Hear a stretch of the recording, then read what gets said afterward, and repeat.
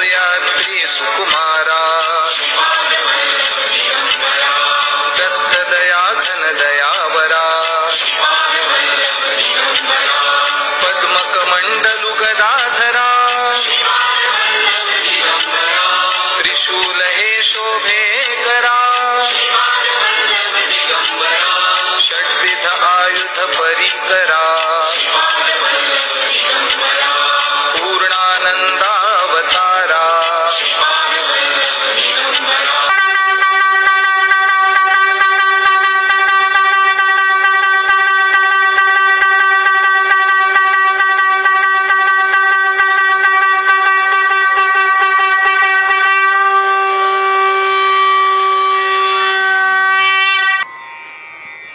गुरुचरित्र अध्याय 13 श्री गुरूंचे कारंजा नगराभिगमन व विप्रोदर व्यथा निवारण. ओम श्री गणेशाय नमः. श्री सरस्वते नमः. श्री गुरुभ्यो नमः. श्री कुलदेवताये नमः. नामधारक सिद्धांच्या चरणांना वंदन करून म्हणाला, गुरुदेव, तुम्ही तर माझ्यासाठी संसार तारक आहात. तुम्ही दाखवलेल्या ज्ञानप्रकाशाने शांत स्थिर माझे मन झाले आहे. तुम्ही आतापर्यंत सांगितलेले श्री गुरुचरित्रामृत सेवन करूनही माझी श्रवणतृषा अधिकच वाढली आहे. ती शमविण्यासाठी तुम्हीच समर्थ आहात.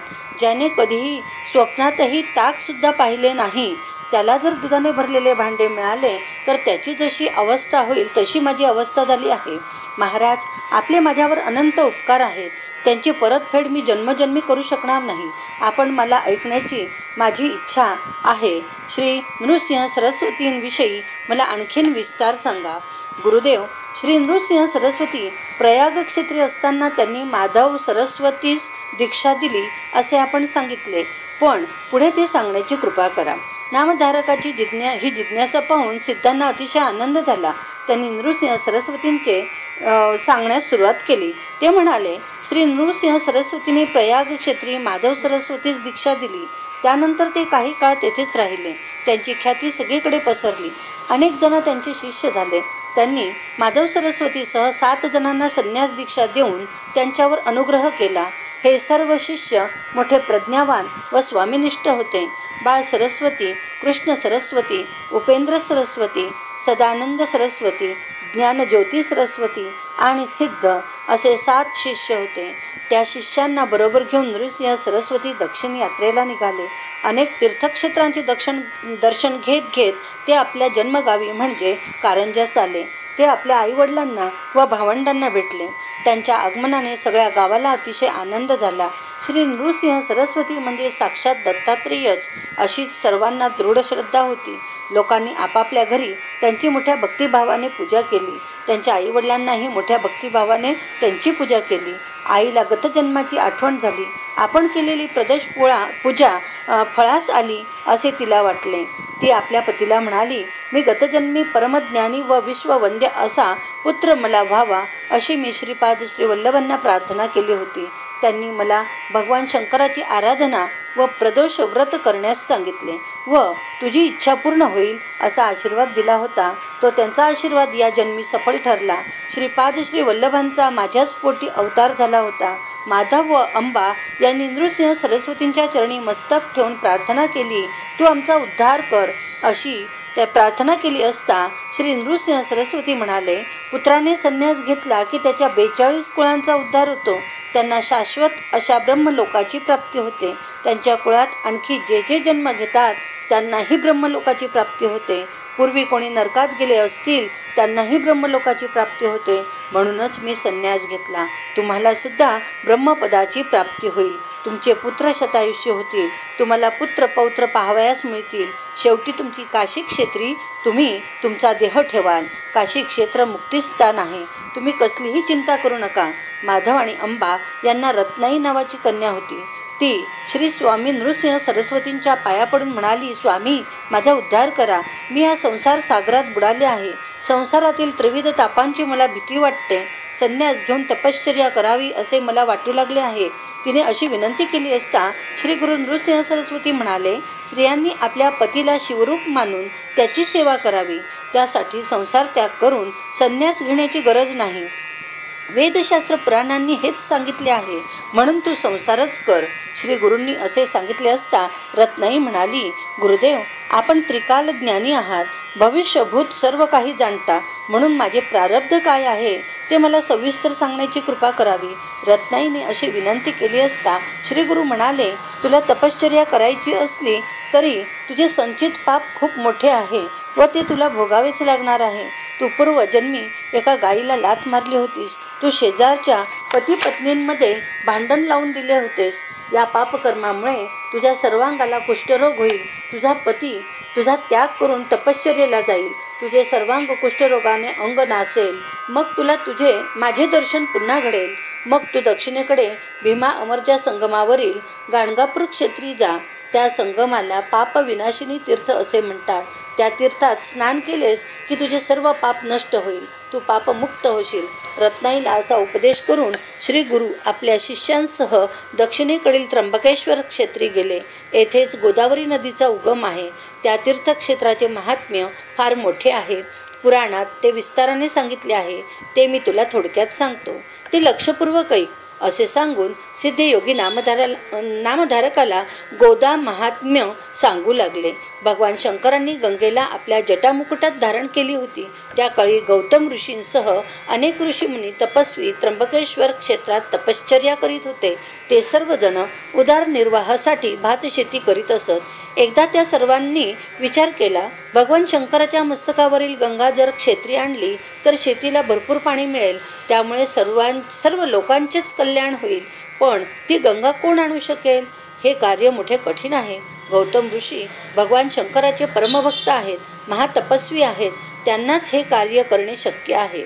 पण त्यांच्यावर काही संकट आल्याशिवाय ते हे काम करणार नाहीत. असा विचार करून त्या ऋषींनी आपल्या योगबळाने दुर्वेपासून एक मायावी सवत्स गाय निर्माण केली व ती गौतम ऋषींच्या भातशेतात सोडली. तिला घालवून देण्यासाठी गौतमांनी दर्भाची एक काडी तिच्या दिशेने फेकली. अन्य ऋषींच्या योगबलाने त्या काडीचे शस्त्र झाले. त्या शस्त्राच्या आघाताने ती गाय तडफडून मेली. गोहत्या म्हणजे महापाप ते गौतमांच्या हातून घडले. त्यांनी अन्य ऋषींना त्याविषयी विचारले असता ते म्हणाले, तुम्ही गंगा नदीला पृथ्वीवर आणा आणि तिच्या पाण्यात स्नान केल्याशिवाय तुम्ही पापमुक्त होणार नाहीत. गौतम ऋषींनी ते मान्य केले. मग त्यांनी कठोर तपश्चर्या करून शंकरांना प्रसन्न केले. प्रसन्न झालेले शंकर, हवा असेल तो वर माग असे म्हणाले. तेव्हा गौतम ऋषी म्हणाले, भगवंता, तुझ्या मस्तकावरील गंगा मनुष्याच्या पापक्षालनासाठी व त्र्यंबक क्षेत्री प्रकट कर. शंकरांनी तथास्तु असे म्हणून आपल्या मस्तकावरील गंगा अंशरूपाने त्र्यंबकेश्वर क्षेत्री अवतीर्ण केली. गौतमांच्या तपश्चर्याने ती अवतीर्ण झाली, म्हणून तिला गौतमी असे म्हणतात. गौतमी म्हणजे गोदा. तिला दक्षिण गंगा असेही म्हणतात. या नदीत स्नान केले असता मनुष्य पापमुक्त होतो, असे या नदीचे थोर महात्म्य आहे. माधवारण्य स्तवन करीत म्हणाले, अहो जगद्गुरू, आपण साक्षात त्रैमूर्ती अवतार आहात. आपण लोकांना सामान्य मनुष्य वाटता, पण आपण खरोखर परमपुरुष जगज्योती आहात. आपण लोकोद्धारासाठी या भूमीवर अवतरला आहात. आज मला आपले चरणदर्शन झाले. मी खरोखरच कृतार्थ धन्य झालो. माधवारण्यांनी केलेल्या स्तवनाने श्री गुरु प्रसन्न झाले आहेत. ते म्हणाले, तुझी तपश्चर्या सफल झाली आहे. तुला ब्रह्मलोकाची प्राप्ती होईल. तू जी मानसपूजा सेवा करीत आहेस तशीच करीत राहा. तुला प्रत्यक्ष श्री दत्तात्रेयांचे दर्शन घडेल. याबद्दल जराही शंका धरू नकोस. माधवारण्यांनी असे आश्वासन देऊन श्री गुरु गंगा तीरावरील वासर ब्रह्मेश्वर क्षेत्री आले. त्यांनी सर्व शिष्यांसह गंगा स्नान केले. त्यावेळी पोटदुखीने अगदी त्रस्त झालेला एक ब्राह्मण नदीवर येऊन गडबडा लोळू लागला. पोटदुखीने तो अगदी कासावीस झाला होता. त्याला अन्न पचत नव्हते. अन्न त्याचा शत्रू झाला होता. त्यामुळे तो नेहमीच उपाशी असे. भोजन केले की त्याच्या पोटात प्राणांतिक वेदना होत असत. आत्महत्या करावी असे त्याला वाटत असे. तो कधीतरी 15 दिवसांनी एकदा भोजन करीत असे. आदल्या दिवशी महानवमीला त्याने मिष्टान्न भोजन केले. वेदना असह्य होत होत्या. त्यावेळी तो स्वतःशीच म्हणाला, आता जगण्यात काही अर्थ नाही. या वेदना सोसण्यापेक्षा गंगेत जीव द्यावा. अन्न हा प्राण, अन्न हेच जीवन असे म्हणत पण अन्नच माझा वैरी झाले आहे. आता जगणेच नको, आता मेलेले बरे, असा विचार करून त्याने पोटाशी दगड बांधून जीव देण्यासाठी गंगेत प्रवेश केला. भगवान शंकरांचे स्मरण करून तो म्हणाला, मी भूमीला भार झालो आहे. मी आयुष्यात कसलाही परोपकार केला नाही, कुणालाही अन्नदान केले नाही. यापूर्वीच्या जन्मात मी जे कर्म केले त्याचेच हे फळ मी भोगत आहे. मी ब्राह्मणांच्या तोंडचा घास हिरावून घेतला, गोहत्या केली, कुणाचा तरी विश्वासघात केला, पुंज अर्धवट केली, गुरूंची निंदा केली, आई वडिलांची अवज्ञा केली, म्हणून मला हे दुःख भोगावे लागत आहे. किंवा मी ब्राह्मणांचा अपमान केला असेल, दारी आलेल्या अतिथीला अन्न दिले नसेल, कुणाच्या तरी शेताला आग लावली असेल, आई वडिलांचा त्याग केला असेल, या पापांमुळेच मला या जन्मी हे दुःख भोगावे लागत आहे, अशी त्याने खूप आत्मनिंदा केली. आता आत्महत्येशिवाय तरणोपाय नाही, असा विचार करून तो नदीच्या पाण्यात शिरला. श्री गुरूंनी त्या ब्राह्मणाला पाहिले. त्यांनी आपल्या शिष्यांना पाठवून त्या ब्राह्मणाला बोलावून घेतले. मग श्री गुरु त्याला म्हणाले, अरे, आत्महत्या हे महापाप आहे. तू कशासाठी आत्महत्या करीत आहेस? मला सगळे काही सांग. त्या ब्राह्मणाने आपल्या पोटदुखीबद्दल सर्व काही सांगितले. ते ऐकताच श्री गुरु म्हणाले, तू कसलीही चिंता करू नकोस. तुझे दुखणे गेलेच समज. माझ्याजवळ त्यावर औषध आहे. आता तू पोटभर जेवू शकशील. तुझे पोट दुखणार नाही. कसलीही शंका धरू नकोस, घाबरू नकोस. हे ऐकताच त्या ब्राह्मणाला अगदी हायसं वाटलं. याच वेळी तेथे एक ब्राह्मण आला. तो ग्रामाधिकारी होता. तो श्री गुरुला वंदन करून म्हणाला, आज आपले दर्शन झाल्याने मी पावन झालो. श्री गुरूंनी त्याची विचारपूस केली तेव्हा तो म्हणाला, मी कौंडिन्य गोत्री आपस्तंभ शाखेचा ब्राह्मण असून माझे नाव सायनदेव आहे. मी कडंगची गावाचा रहिवासी असून पोटासाठी सेवा चाकरी करतो. मी एका यवनाकडे चाकरी करीत असून 1 वर्षापासून गावाचा अधिकारी म्हणून काम करतो. आज आपले दर्शन झाले, मी धन्य झालो. आपणच या विश्वाचे तारक आहात. आज आपल्या दर्शनाने माझे जन्मजन्मांतरीचे पाप नाहीसे झाले. ज्याच्यावर आपला अनुग्रह होतो तो या संसार सागरात तरून जातो. गंगा मनुष्याचे पाप नाहीसे करते, चंद्र ताप नाहीसा करतो व कल्पवृक्ष दारिद्र्य नाहीसे करतो. परंतु एका सद्गुरूच्या दर्शनाने या तिन्ही गोष्टी नाहीशा होतात. सायनदेवाचे असे स्तवन केले असता श्री गुरु प्रसन्न झाले. ते म्हणाले, सायनदेवा, हा ब्राह्मण पोटदुखीने अगदी बेजार झाला आहे. तो आत्महत्या करण्यास निघाला होता, पण मी त्याला थांबविले आहे. त्याला खूप भूक लागली आहे. त्याला तुझ्या घरी ने व त्याला उत्तम भोजन दे. त्यावर सायनदेव म्हणाला, महाराज, मी याला भोजन दिले आणि त्याचे प्राण गेले तर ब्रह्महत्येचे पाप मला लागेल. श्री गुरु म्हणाले, तसे काही होणार नाही. तू चिंता करू नकोस. मी सांगितले तसे कर. ते अन्न खाल्ल्यानेच हा व्याधीमुक्त होईल. सायनदेव म्हणाले, स्वामी महाराज, आज तुम्ही माझ्या घरी भोजन करावे अशी माझी फार इच्छा आहे. श्री गुरूंनी ते आनंदाने मान्य केले. मग सायनदेव आपल्या घरी गेला. पोटदुखी असलेला तो ब्राह्मणही त्याच्याबरोबर गेला. सिद्धयोगी नामधारकाला म्हणाले, नामधारका, त्याच वेळी आम्हीही तेथेच होतो. श्री गुरु भिक्षेसाठी म्हणून निघाले. ते कबूल केल्याप्रमाणे आपल्या शिष्यांसह सायनदेवाच्या घरी गेले. सायनदेवाला व त्याच्या पत्नीला अतिशय आनंद झाला. त्यांनी श्री गुरूंचे स्तवन करून त्यांची यथासांग षोडशोपचारे पूजा केली. त्यांच्याबरोबर आलेल्या सर्व शिष्यांनाही वंदन केले. त्यांच्या भक्तिभावाने प्रसन्न झालेल्या श्री गुरूंनी सायनदेवांना आशीर्वाद दिला. तुम्हाला उत्तम दीर्घायुष्य संतती प्राप्त होईल. तुमच्या वंशाची वृद्धी होईल.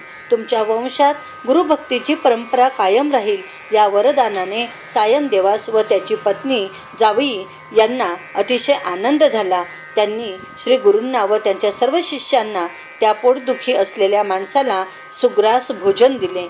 श्री गुरूंच्या आज्ञेने तो व्याधीग्रस्त ब्राह्मणही पोटभर जेवला आणि श्री गुरूंच्या कृपा आशीर्वादाने त्याच क्षणी व्याधीमुक्त झाला. ते पाहून सर्वांना मोठे आश्चर्य वाटले. सिद्धयोगी नामधारकाला म्हणाले, नामधारका, सूर्योदय झाला असता अंधार शिल्लक राहील का? श्री गुरु दत्तात्रेयांची कृपा झाली असता मनुष्याचे पाप, ताप, दैन्य, दुःख राहीलच कसे? श्री गुरु कृपा झाली असता मनुष्याचे जन्मजन्मांतरीचे सर्व दोष नाहीसे होतात. ग्रंथकार सरस्वती गंगाधर श्री गुरु चरित्र विस्ताराने सांगत आहे. ज्याला आपले कल्याण व्हावे असे वाटते त्याने हे श्रद्धापूर्वक एकाग्र चित्ताने श्रवण करावे. जे कोणी हे श्री गुरुचरित्र भक्तिभावाने श्रवण करतील त्यांना कोणतेही दुःख भोगावे लागणार नाही. त्यांना सर्व सुखांची प्राप्ती होईल. हे त्रिवार सत्य आहे. अशा रीतीने श्री गुरुचरित्रामृतातील श्री गुरूंचे कारंजा नगराभिगमन व विप्रोधर व्यथा निवारण नावाचा अध्याय 13वा समाप्त. श्री गुरु दत्तात्रेयार्पणमस्तु.